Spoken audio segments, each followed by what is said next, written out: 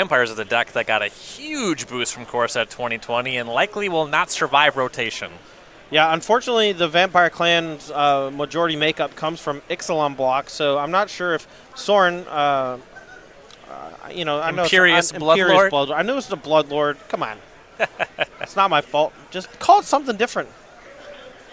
Just Soren probably plays. The Soren.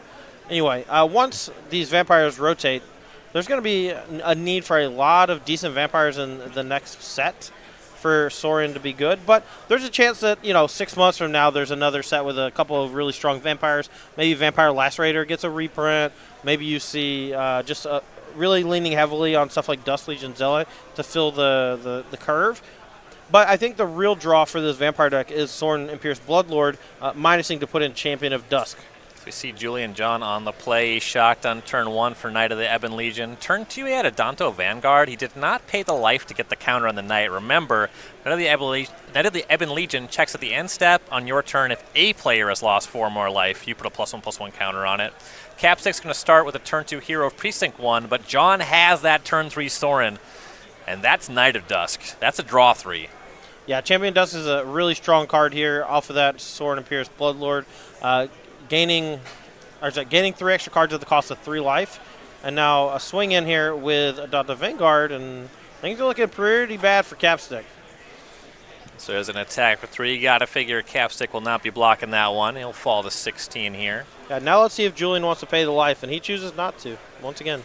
Yeah, the Knight of Ebon Legion still kind of small, but not looking like a huge factor in this game. He still has the Soren. He has the 4/4 Champion of Dusk. Yeah, it's really hard to block mid-combat. The trick is if Capstick holds up mana, effectively it says that Julian just can't really attack with the Knight of Ebon Legion, because if he does go for a pump, some sort of removal spell could knock it out before combat damage. We'll see what Capstick can do on turn number 3. He was able to successfully untap with Heroes Precinct 1, kind of the most important thing for this deck.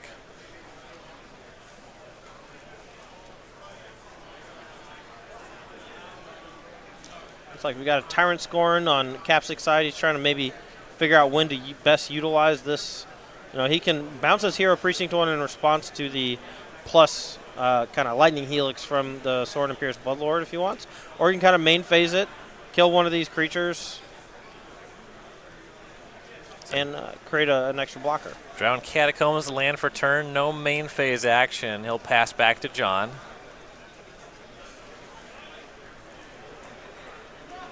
See how John can go about pressing his advantage here. Got to be wary that Capstick's up to something with all that untapped mana. Yeah, but it's a pretty safe attack with a Danto Vanguard and Champion of Dusk. Very little can actually go wrong. And if you plus a Soren Imperious Bloodlord on the Knight of Ebon Legion, you can swing with that as well without really putting a whole lot of investment into it mana-wise. Plains will be land number 4 for John. I think John is trying to figure out if he wants to play a Vampire pre-combat and then kind of fling it at the Hero Precinct 1.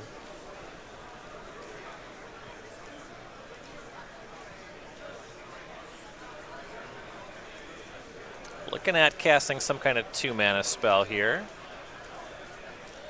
So Dusk Legion Zealot, that kind of proxy for Elvish Visionary that deals you damage.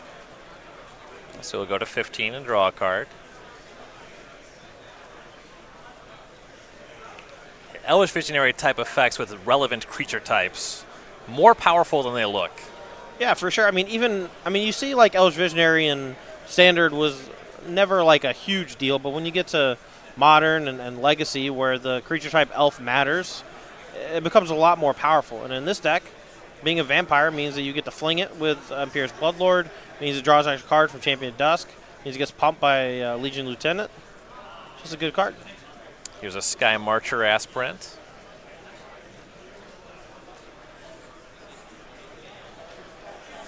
Well, the life total's kind of backwards there. We're going to get that fixed for you. 16 for Capstick, 12 for Julian. He's done himself a good bit of damage here with Imperious Bloodlord and really only dealt one attack with the Danto Vanguard. So now he'll shove with the Soren. He's going to sacrifice that Zealot to try to hit the hero. Tyrant Scorn will go ahead and destroy the Knight of the Ebon Legion. And that puts John back up to 15. But it deals with a creature that could have been a little bit problematic, while also giving him a blocker here for either of these creatures if he so chooses. Before that all went down, John did hit the City's Blessing, so that Aspirant does fly. And here's an attack with the Champion of Dusk and the Adanto Vanguard. Capstick has 1 token for the Hero Precinct 1 off that Tyrant Scorn. See if he wants to block at all.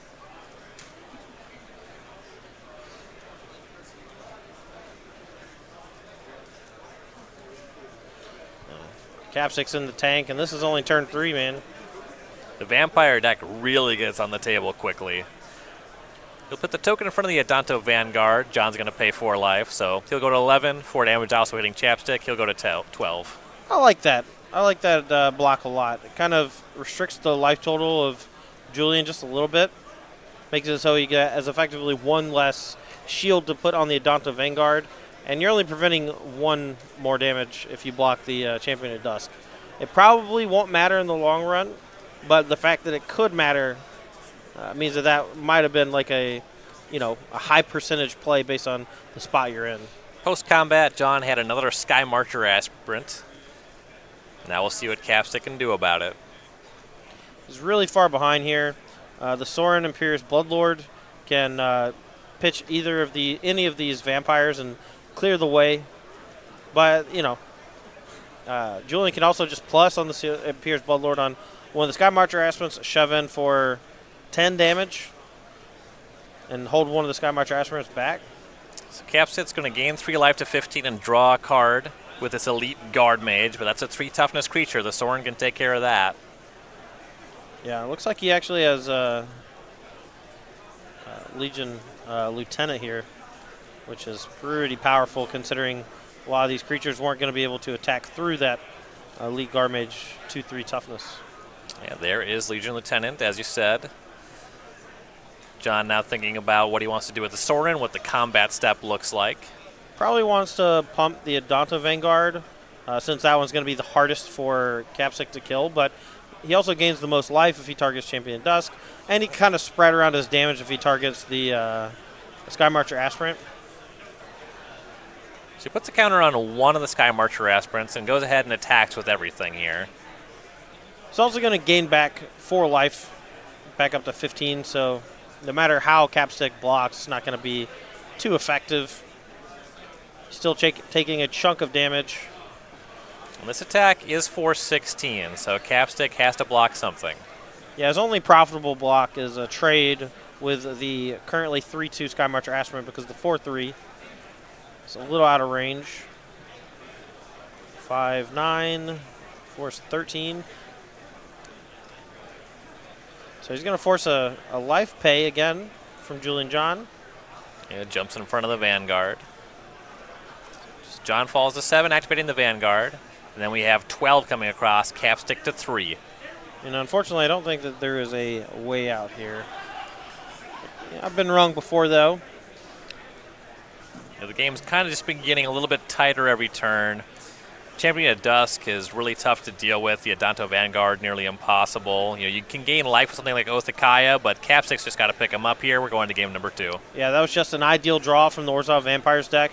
Had Capstick on the back foot as early as turn 3 with that huge play of Sorin Imperious Bloodlord into Champion of Dusk, drawing 3 cards and just had the pressure coming so quickly. So players going to sideboards. We'll start with Julian John. He has 4 copies of Noxious Grasp, 3 Duress, 2 Gideon Blackblade, 2 Plaguemare, and a Johnny Adversary of Tyrants, a Cast Down, a D-Spark, and a Disfigure. So you might say, okay, I saw Hero Precinct 1. I need to bring in some ways to kill it. Well, that's not really the way that you attack this Esper Hero deck. The Hero Precinct 1's kind of gained this incremental advantage over time. And if you have a bunch of removal spells in your deck, chances are that you're going to draw them and they're not going to draw a hero and they're going to be pretty bad. You can also expect the Esper Hero deck to side out Hero Precinct 1 in some instances because they are going to be bringing in sweeper effects like Kaya's Wrath and Cry of the Carnarium, so it's a lot harder to leverage those tokens profitably. What I'm going to do is I'm going to treat this Esper Hero deck like a control deck. I'm going to bring in Duress. I might bring in some number of Noxious Grasp because that can kill the Hero Precinct 1 or Elite Guard Mage while also being able to deal with either of the Teferis. Unfortunately, it doesn't stop Narset, but I still think it's okay. But I don't think I want all 4. Gideon Blackblade seems like a home run. More Planeswalkers to diversify your threats a little bit with the Johnny Adversary of Tyrants. And maybe the D-Spark, but there's not a ton of hits. Just big Teferi and Elite Guard Mage and maybe some random thing like Bolts of Citadel.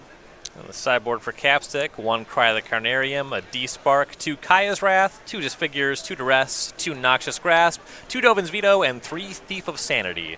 Here I think you want to go pretty hard on the removal and just kind of become the control deck. Noxious Grasp can be okay, but it doesn't deal with the Planeswalkers really that Julian's going to be throwing at him. Those Thorns, of course, are black. Noxious Grasp also doesn't deal with some of the black vampires, so it's kind of like a halfway decent removal spell in a literal sense. So I'm not really keen on it, but it might come in just as a way to kill, the Legion Lieutenant and maybe a few other things down the line. Disfigure seems like a no-brainer because it kills without the Vanguard and all the 1s and 2 drops that the deck does throw out. Kaya's Wrath, Cry of the Carnarium seem like pretty fine additions as well. Players playing in the Open this weekend were able to pick up a 5 set of the new personality tokens. We got this promo running in July and August. You can get them for participating in invitational qualifiers, opens, and purchases of $20 or more on StarCityGames.com. Yeah, I really like the personality collection that we've been doing here at Star City Games. You can see this awesome zombie army token of Cedric Phillips. Love it. I'm actually quite jealous. Speaking of being jealous, the Andrew Ellenbogen Vampire token, token generated by the deck he won the Pro Tour with. Yeah, of course, Legion's Landing does provide you that white life-linking Vampire. Ross Miriam Elemental. Now, Elementals are getting a lot of use lately. The new Chandra 3 that costs the Acolyte of Flame makes 2 Ross Miriam tokens. Works with Young Pyromancer, works with Seasoned Pyromancer, and a couple others. There's a lot of play to this Elemental. Ross has picked a nice one. Sam Black Clue token. Some nice nostalgia in there. Kind of the Lantern of Insight homage going on. Yeah. Does the picture on Lantern of Insight actually have a bunch of eyeballs? It's a great question, Todd. I'm glad you asked. And the 5th token, Dylan Hand Elemental token. Don't see too many Voice of Resurgences anymore, but it's one that he likes. Yeah, I mean, Voice of Resurgence is an iconic card, and a lot of times if you get a chance to be a token, just pick the card you like the most. You know? For sure. Yeah. It's something for you. Looks like players maybe wrapping up sideboarding. One update on the back table. Looks like Steve Stillman up a game in the Phoenix Mirror against Robert Long. Yeah, that matchup, a lot of times it comes down to, it does have eyeballs all over it. That's really cool. Kudos to whoever created Sam's token. Looks like Insight was a pun. Never knew that. Nah, me neither. I've probably seen that card in play like 100 times or so, too. Oh, at least. It was always like low on the draft picks because it doesn't really do anything. But when you start combining it with a bunch of deck manipulation of your opponent's deck, then it starts to do something nice. Really don't see it anymore, but Lantern Control, despite it not being my style of play and generally not a deck I enjoy watching, is a deck that was still really endearing to me because it existed first as a modern deck, which is rare. Yeah. A lot of decks have standard parallels, legacy parallels before modern rolled around. Mm-hmm. That deck was just a pile of cards that until it was built were just draft commons. No, for sure.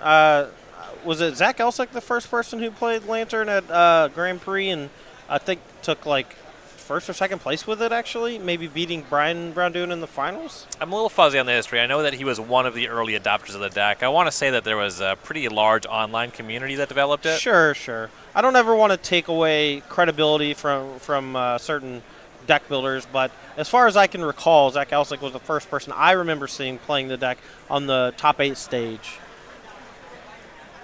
And it was really, really good, and it was one of the most annoying decks to play against, but usually that means that it's a great deck. When it first rolled around, nobody had a plan for it. Yeah, 6 months later, no one had a plan for it either. Right, yeah. For a while, people were just kind of losing to it. And that had a lot to do with just the functionality of the archetype, you know. You play a Lantern of Insight, you make sure that the top card of their deck isn't something that interacts with you. You play an Ensnaring Bridge, the end. The Lantern control deck is designed to systematically eliminate the possibility that your opponent can win the game. Yeah, you start somewhere around like 60% to win, and then next turn it's 70, and then eventually it's 99, and then 100. All right, players looking at their 7s here. I believe that we've both kept. Tapped Hollowed Fountain is where Capstick will start. Let's see if Julian John can come out of the gates firing like he did last game. It's the key to really punishing these as for hero decks is making sure you have a good curve. And with a new London Mulligan, I think mulliganing into a good curve is going to be desirable. Basic Plains into Legion's Landing for John. Turn 2 for Capstick. Isolated Chapel into Hero of Precinct 1. All right, so that answers the question of whether or not Capstick left in the heroes. Looks like he did. So if Julian John has a couple pieces of removal, he might get paid off. Second land, also Isolated Chapel for John. Yeah, we're still grabbing that Andrew Ellenbogen Vampire. Danto Vanguard's a turn 2 play. And now we'll see if Capstick can start to get some velocity going with the hero in this game. Yeah, it looks like he has a Disfigure, which is a perfect answer to the Adanto Vanguard. We're getting busy. Attack with the hero. Maybe he expects a double block from Julian. Julian doesn't take the bait, though. A Disfigure would have been a complete and utter blowout. So hero connects. John to 18. Post-combat, we see a Watery Grave tapped, and we'll go back to John. Check for that turn 3 Sorin Imperious Bloodlord. Yup. Looks like he's got the third land in another Plains. His hand looks relatively black heavy, aside from what looks like a Gideon. I guess he just kind of shoves in here with these two creatures. Post-combat plays Gideon. But may plus it before combat to give that Delta Vanguard lifelink, or even Vigilance, perhaps. He's going to take his time thinking about it. There's a few instances that Capstick could be representing here. Yep, Tyrant Scorn, Disfigure, Cast Down, a couple others, but for the most part, those are the ones that Julian's got running through his head. Disfigure, a newer reprint from Zendikar block, if I'm not mistaken. Good to see that one back. We had Deadweight for a little while in Standard a year or two ago. Loved that one. So here's an attack with the Adanto Vanguard. Capstick's going to disfigure that one. That plays. Vanguard's dead. One of the few ways to cleanly and efficiently answer a Vanguard. Yeah, for sure. Plains will be land number 3 for John, but another Vanguard will be the cast. It looks like a 1-mana follow-up, Knight of the Ebon Legion. And this is just a signal from Julian that he's trying to transform this Legion's Landing at all costs. So here, Capstick really needs to knock off at least one of these creatures if he wants to keep that Legion's Landing from transforming. And then it becomes a question of what do you play? Do you play the Hostage Taker, or do you play the Oath of Kaya? It looks like he's going with the former. Drowned Catacomb into Hostage Taker. Make a token. Grab your Adanto Vanguard. Won't be able to cast it just yet. But John, not likely to be particularly heavy on removal. A Sorin could take down the Hostage Taker. Yeah, Sorin, an Oath of Kaya of his own, some spot removal spell, maybe out of the sideboard. A couple of different ways he could clean this Hostage Taker up, but if he doesn't have it, it means that Capstick's going to start pulling further and further ahead, because as the game goes longer, the Esper Hero deck just has such quality for individual cards as the games go, whereas the Vampire decks really rely on synergy between a lot of different moving pieces in order to gain a significant advantage. And Capstick is still at 20. Really comfortable life total at this point in the game. Looks like Julian's hand, he has a Najani, a Gideon Blackblade, and 2 1-mana vampires that he could potentially deploy. Second, Knight of the Ebon Legion and a Sky Marcher Aspirant. He'll start with Sky Marcher Aspirant, a second Knight of the Ebon Legion, and he'll pass the turn. now Capstick is untapping with the ability to cast the Adanto Vanguard from here. And you're going to bet he's going to cast it pretty quickly. This is just to make sure that he gets full value out of it. Second main, he's going to play an Oath of Kaya and knock off something.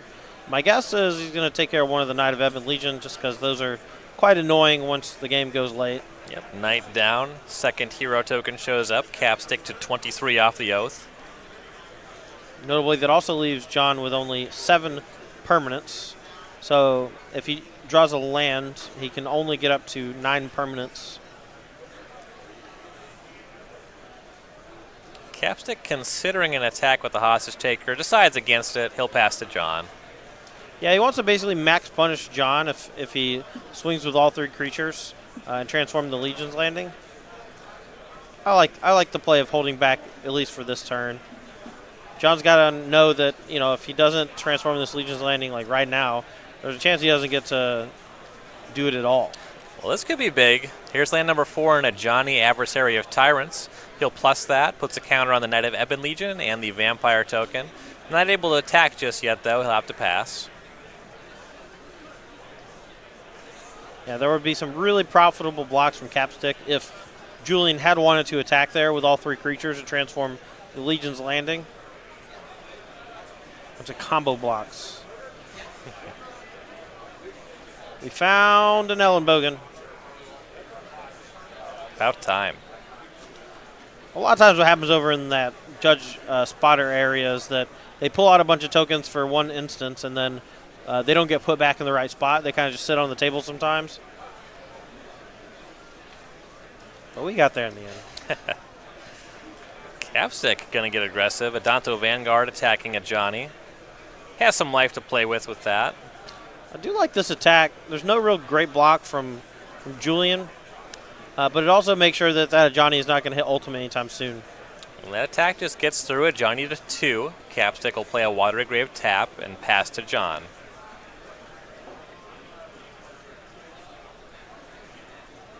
And there was no good blockers on the Vanguard last turn. Now John can use it a Johnny to get up to 4 toughness with one of his creatures, the Knight of the Ebon Legion. Yeah, I can also deploy a Gideon Blackblade here. Don't know if he wants to put a counter on it specifically because it can be attacked down from the opponent. And it's got a pretty big target on its head. And so here is Gideon. My guess is, well, I was going to say plus for Vigilance, but I don't even really see a great attack. Gives him the City's Blessing. Yeah, that 10th permanent, so now he can plus to give the Sky Marcher Aspirant Vigilance if he wants. And then also put a +1/+1 counter with the Johnny.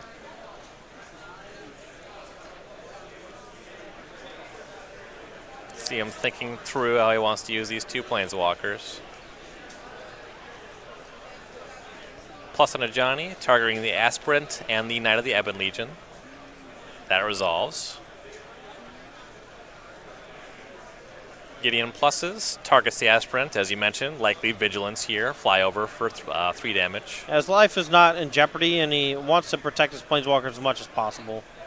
So Vigilance makes a lot of sense here. So there's the attack for 3, Capstick back to 20. Andrew, 1-drop, nice. Another Sky Marcher Aspirant. Flying is a great way to kind of blow past these 1/1 tokens from here at Precinct 1. And we'll go back to Capstick. He'll draw for turn. Facing down 2 Planeswalkers that are making life a little bit difficult on his side of the table.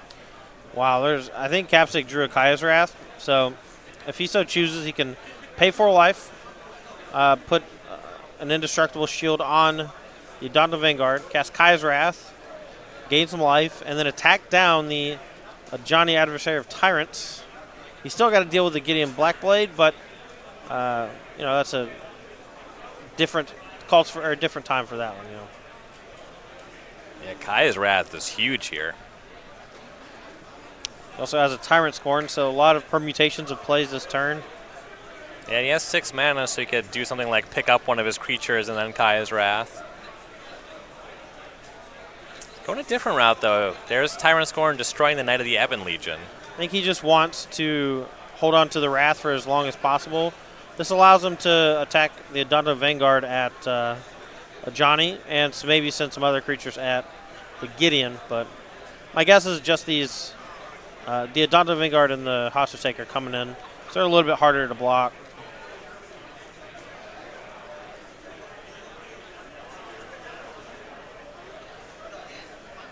You see the Vanguard and the Hostage Taker attacking. Vanguard at the Ajani, Hostage Taker at the Gideon. That means the Gideon's going to stay alive no matter what. So this is just a decision here for Julian Johns. Do I chump block or do I just let the Ajani fall? And with those 2 flyers, the 2 Skymarcher Aspirants, it might be worthwhile to just jump the Andrew Ellenbogen token into the Adonto Vanguard. Next turn, make 7 power worth of flyers, and just kind of race all this stuff on the opposing side of the battlefield. You can keep using Gideon to give the Skymarcher Aspirant vigilance, so it kind of makes it awkward if they want to attack. So, right. Vampires jump in front of a Adonto Vanguard. Or not. I think it should. I think that's a decent check to keep the Ajani on the battlefield for 1 more turn. And worst comes to worst, you can just minus on the Ajani and get back a creature.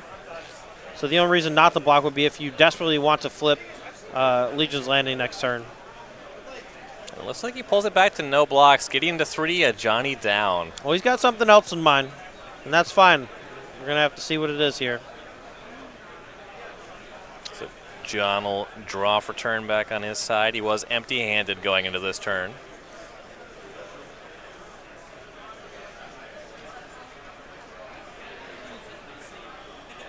Plus his Gideon, thinking about the target. I think he's going to give the Ellenbogen token vigilance, attack with everything, transform the Legion's Landing. He's going to have 2 blockers, so if Capstick wants to deal with the Gideon, maybe give it indestructible. That way it could churn on in and not die in combat. Seems okay. And then everything's coming across. Gideon, both aspirants, and indestructible lifelink vampire token. If I'm Capstick, I'm just blocking for max prevent here.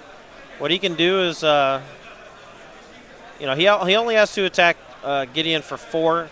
So with the Hero Precinct 1, that's flying, so that can't be blocked. But not a whole lot of profitability with the blocks here. So just like chumping the Gideon makes the most sense.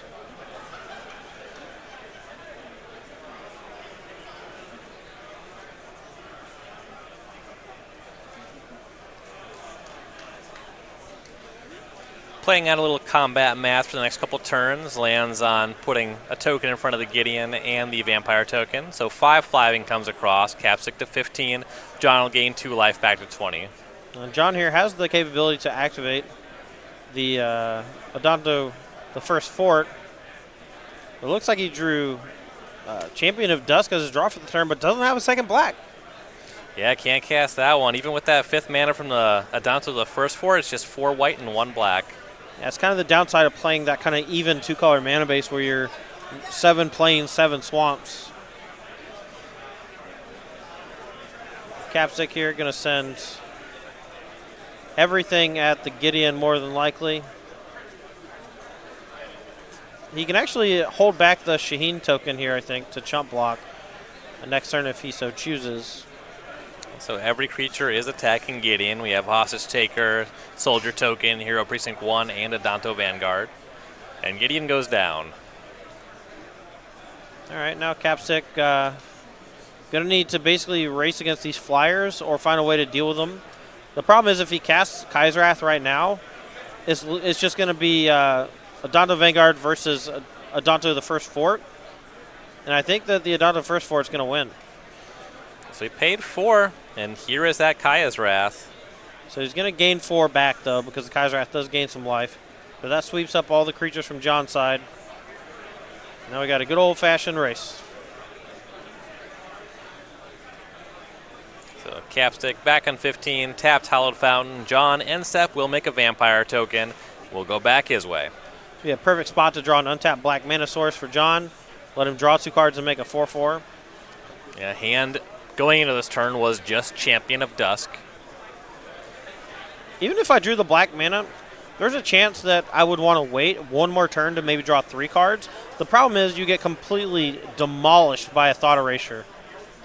But here it is, that second black. We're going to draw 2 gain, or lose 2 life. And now we're pretty far ahead. So he gained 1 off of the attack, which put Capstick to 14, and then deployed the champion. So he'll be at 19, but does get to draw some cards. Yeah, and the Champion of Dusk is large enough to just brick wall the Adonta Vanguard. Just Drowned Catacomb go for Capstick. This game looked good for Capstick early, but it looks really good for John now. Yeah, I think the key turning point was just leveraging those Planeswalkers for a little bit of added value. Capstick felt like he was a little farther behind than I think he actually was, and I think he blew the Kaya's Wrath about a turn or two too early. And now he's facing down quite a bit of power here from Champion Dusk, the Vampire token, and an active of the first fort. And we got more to go. And here is Sorin Imperious Bloodlord. Looks like we're going to play that, probably get a plus to put a counter onto Champion of Dusk would be my guess. That way you can just swing in and gain 5 life. Now Capstick can block and put an indestructible shield on there. So Sorin did target the champion. It is attacking as well as the vampire token. I think Julian is actually sandbagging a land tier too, and he can play that post-combat and make a 1/1 token off the first fort.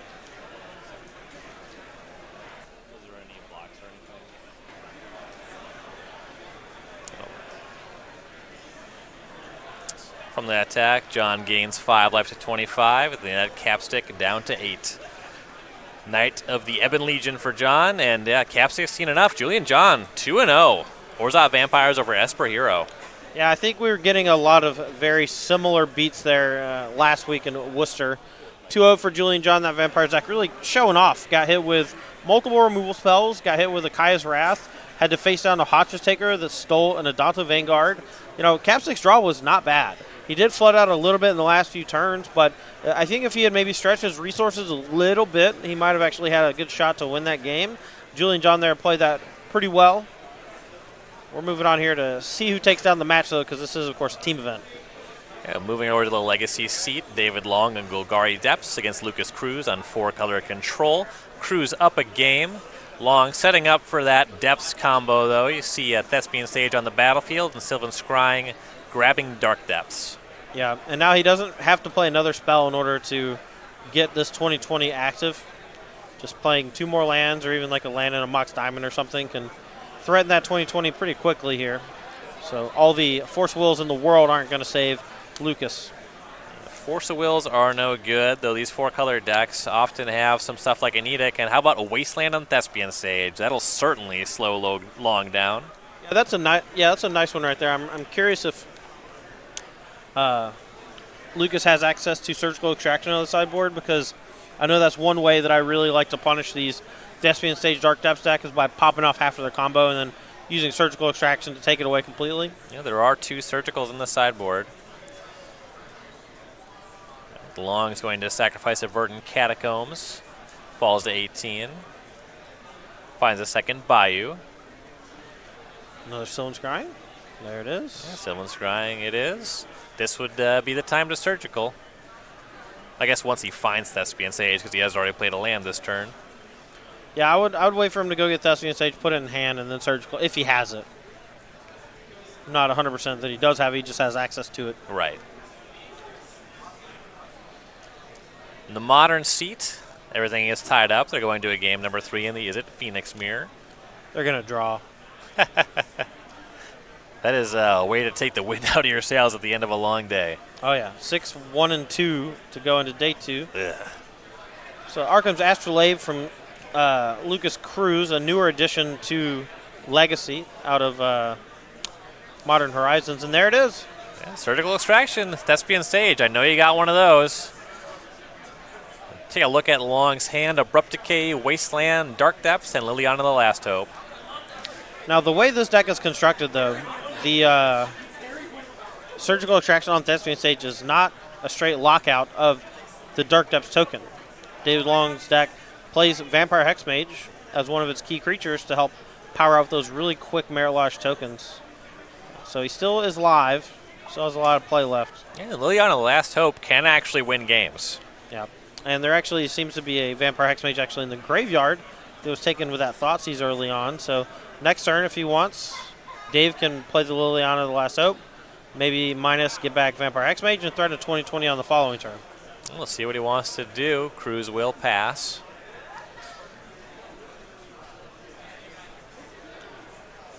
There's a Wasteland, and here's Liliana, the Last Hope. And Force of Will, pitching Brainstorm will catch that one. Cruz to 14. Liliana countered. Let's just switch. We'll go to Cruz. He has a Renin 6 in hand, but he can't cast that despite the Astrolabe. Just 3 lands that only produce blue and black. That's pretty funny. The Force Will knocking off the Liliana the Last Hope, though, is pretty nice for Lucas. He's not under an immense amount of pressure. And if he does find another colored source here for the Renin 6, he can go pretty, get back Wasteland and be kind of set up nice and pretty. Just going to use a Brainstorm to try to fix the mana or maybe find something else to cast. Land on Long's turn was a Nurturing Peat land, so we'll have a redraw. Let's just go and switch the other match, because no matter who wins this match, it doesn't win the match. Who wins this game, it doesn't. He'll cast Thoughtseize.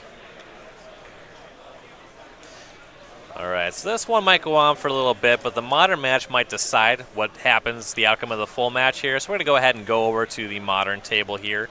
Game 3 of the Is It Phoenix Mirror. Yeah, this is potentially a match-deciding game 3 between Robert Long and Steve Stillman. If Long takes down this game, that means his team actually wins the match and is locked for day 2 at 7-1-1. There's a chance that David Long wins game 2 there, and we actually just don't even see the end of the match. So we'll make sure we bring you all as much magic as possible. Stillman on the play here. Spire Bluff Canal into Sleight of Hand. I used to think Sleight of Hand was just worse than Opt in the deck, but the more I played Is It Phoenix, the more I really like Sleight of Hand, especially now that Narset Parter of Veils has become a reasonably sized portion of the format. Yeah, you play a lot of sorcery speed and not actually drawing the card. Like you said, that matters a lot. Yeah, I mean, you also just dig with more knowledge, right? Like if you cast an Opt, the top card could be okay, but the bottom card could be a little bit better, and you might want to actually take the bottom card. With Sleight of Hand, there's no question. Plus, with Finale of Promise, you need to make sure you play a reasonable number of sorceries, and Sleight of Hand seems like the biggest no-brainer of them all as far as the swap is concerned. Second land for Stillman was Scalding Tarn. Long sacrifices Flooded Strand and shocks for his Steam Vents to Thought Scour himself end step. Flipped over a Magmatic Sinkhole and I believe another land. His second land will be an island. Now, there are 2 key parts of the early game here in this Is It Phoenix Mirror match. The first is whether or not you can resolve a thing in the ice, or whether or not you can put an Arclight Phoenix or 2 onto the battlefield. The second is a check of whether or not your opponent has a removal spell, force that thing in the ice, and if they do, then that gets to the next stage, which is, do you have Aria Flame? Or, I guess in Drake Sasser's case, do you have Pyromancer Ascension? Well, Long's checking that first box on having the turn 2 thing in the ice. We'll see Stillman fetch at the end step to 19 for a tap Steam Vents. Generally, if you're answering the thing in the ice, it is at sorcery speed. He will opt end step, though. Now, you may be like thinking to yourself, why does he play Opt and Sleight of Hand? Well, I think there's a pretty common trend going on right now to play 3 of one and 1 of the other to kind of give a little bit more balance to Finale of Promise. Because you're not playing Pyromancer Ascension, there's no reason to you're having to play 4 of any one card, you know. Mm-hmm. And Stillman does have the Flame Slash to answer the thing in the ice. Cast that after playing Polluted Delta as land for turn. Now, Flame Slash is a card that I'm a huge proponent of in the main deck of Is It Phoenix. I like playing 2. The Lava Darts that Jerry Thompson talked about were okay in my testing process, but more often than not, Flame Slash just checks the creature you want, and you discard Lava Dart a ton to Faithless Looting, and it just kind of acts as a free spell like a gut shot, but occasionally providing you with that 2-spell burst you need on important turns. That's just good deck building. Yeah. I do really like some Flame Slash, though. But here, we're going to go full-on protection mode. That's a Force of Negation here, targeting the Flame Slash. Yeah, thing in the ice, if you can protect it, that ends the game really quickly. That is nice. Now, if you're Stillman, if you got Spell Pierce or something like that, you're going to want to fire it off on the Force of Negation because you need to make sure that this thing there does not transform. And there's Spell Pierce. That's just good, clean living. Yeah, Flame Slash takes the thing in the ice down. And that was a little dangerous to go for the Force of Negation, but you don't put it into your deck to not cast it. And that was a prime spot to protect Thing in the Ice. And unfortunately for Robert Long, Stillman just had the Spell Pierce at the ready. Stillman will fetch to 18 for a basic island. Now has cast 2 spells this turn, so a random Thought Scour Miracle Phoenix could happen. Serum Visions, though, so now it can't. A lot of times in the mirror after sideboard, I actually quite enjoy hard casting Phoenix on turn 4, just because it kind of makes those surgical extractions rot in your opponent's hand. Yeah, that's a good point. So he draws, and looks like he scried both to the top. Yeah, if I'm not mistaken, one is an Arclight Phoenix, so he might be going for a big turn next turn. Robert Long just 2 for 1 himself with that Force of Negation. Had his Thing in the Ice die. Let's see how we can claw back into this game. He'll shock to 15 and cast a Seasoned Pyromancer. Yeah, this is a card that I thought might actually find a home in Izzet Phoenix when it was first previewed. Ooh. Seasoned Pyromancer generating a lot of pressure here. 4 total power. Going to change Faithless Looting into 2 fresh cards. And 2 elementals. Yep. Anytime you can discard Faithless Looting for value feels really good.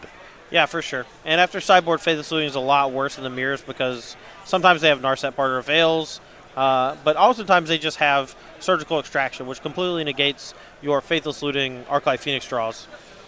And so then it just becomes card disadvantage. The Pyromancer's good for 4 power. Now Stillman's turn. He'll want to answer that or get a threat of his own going. We'll see him cast Serum Visions.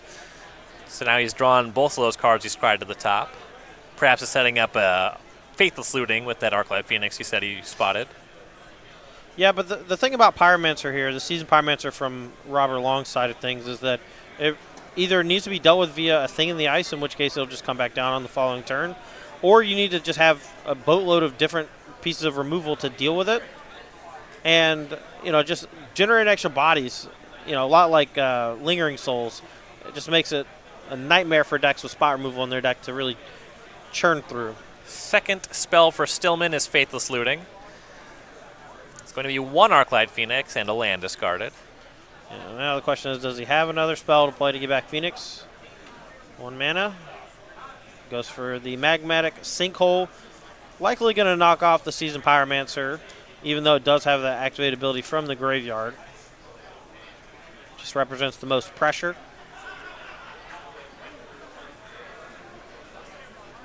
Carefully delving to make sure you leave the right cards in your graveyard. Yeah, that's going to return the Phoenix unless Robert has that Surgical Extraction. So Seasoned Pyromancer down, Arclight Phoenix back. Long to 12. Yeah, so Stillman's in really great shape here. That winning the fight over the Thing in the Ice on turn 3 was a huge deal. And now on 4, getting that Arclight Phoenix back. Still has a couple cards in hand to boot. And now those elementals, they just don't race the Arclight Phoenix. Long is behind on life total, so he'll have to turn things around here. He'll start with these Serum Visions, draws. Scry 2.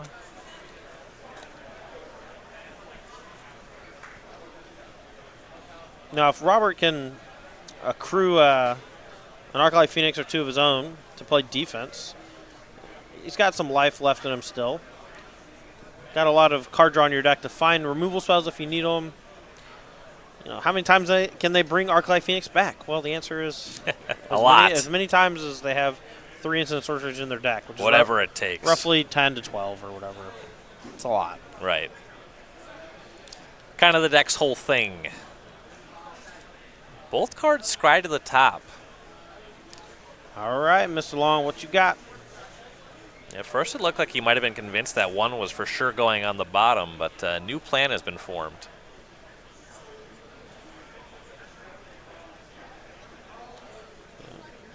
Robert conferring with his teammates on how to play this. Second spell for the turn is going to be a sinkhole on Arclight Phoenix, and this might actually end up being a surgical extraction to take them all out. So Phoenix is felled by the sinkhole. Not very flavorful. Long will cast Serum Visions.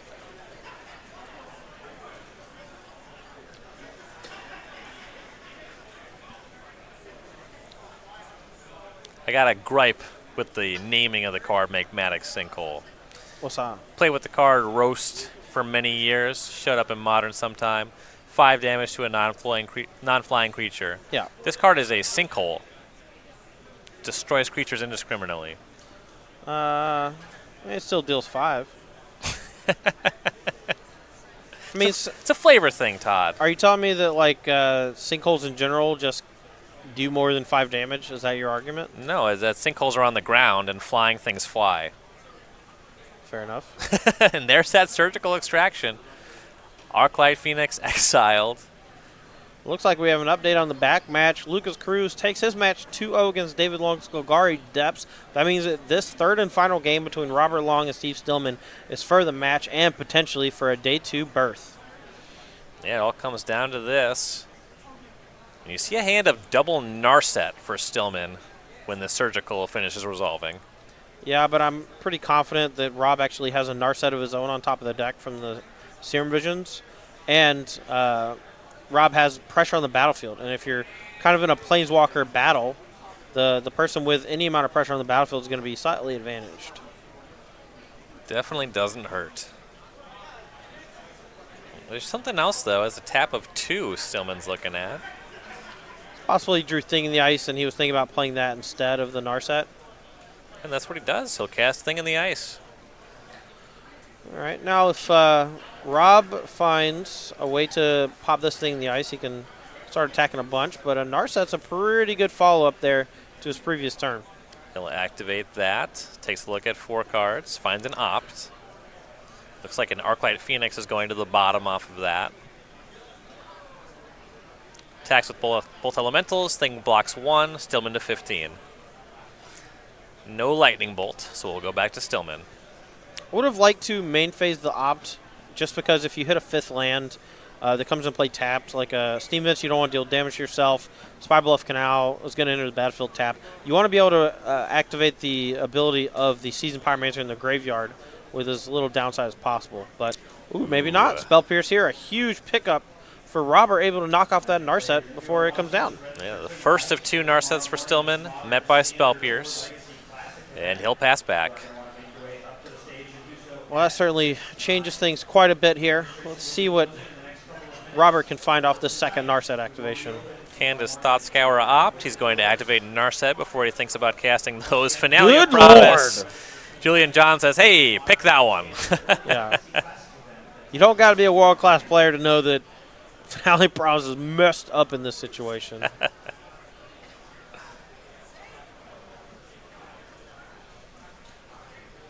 Difficult to sinkhole to Finale Promise to get back Magmatic Sinkhole, but there are a few good options in the graveyard. Yeah, even if it's just draw 2, it's very likely to find one of the couple, they usually play 2 to 4 answers for Thing in the Ice in the deck between main deck and sideboard. And this is just a huge burst of card advantage and card filtering, maybe even like targeting Serum Visions and like Opt or whatever. Can even surgical the Narset out of the graveyard from Stillman and get the one in his hand. And that's where he seems to have landed. Surgical Extraction and Serum Visions. So get rid of that Narset from your graveyard. More importantly, get rid of the one I know about in your hand. Leave you with just that Scalding Tarn.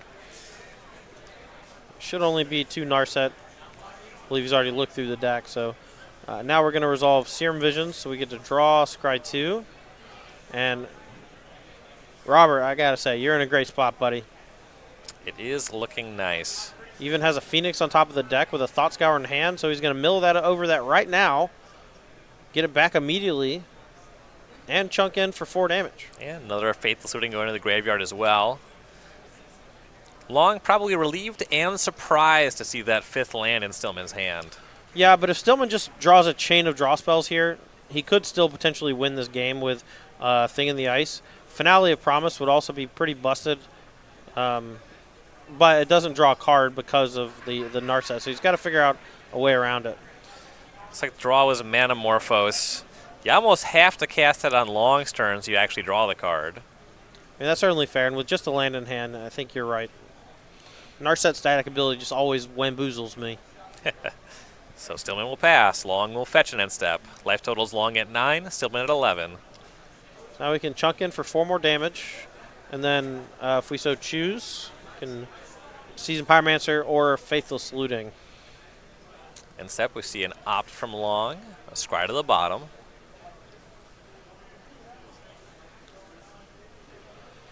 Now he will untap.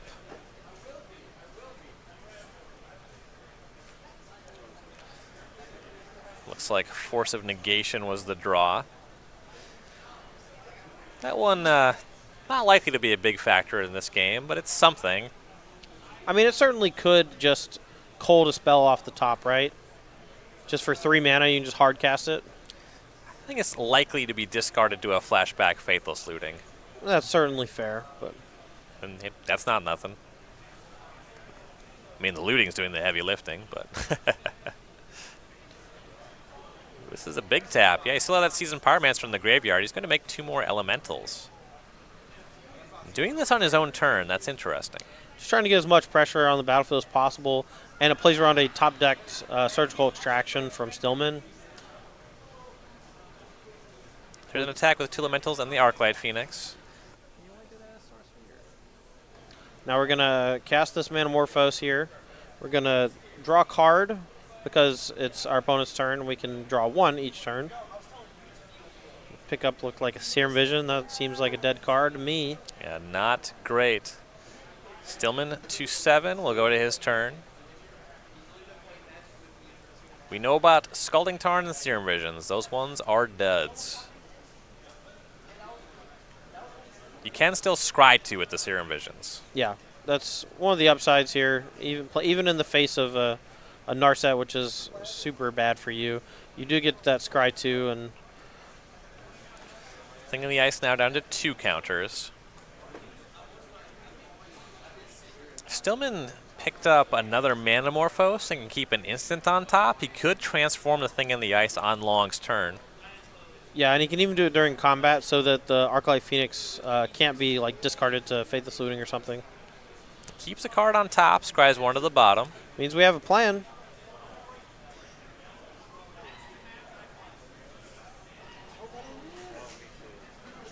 Now, Long actually still has that Force of Negation in hand with a blue card, if I'm not mistaken, so we'll see how this goes. It might just be a pass, and if Robert Long just uses Force of Negation on the Manamorphose, he's going to take a huge chunk, but he might just win on the swing back. This is a really tight game.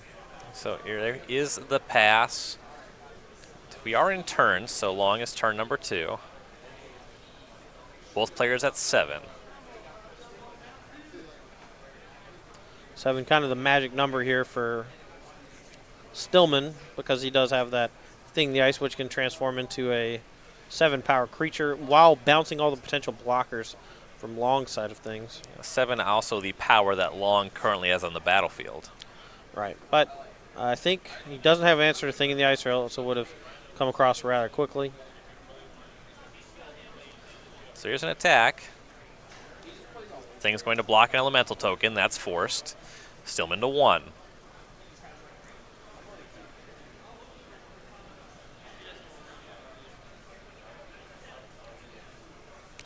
I actually think Stillman's about to steal this game.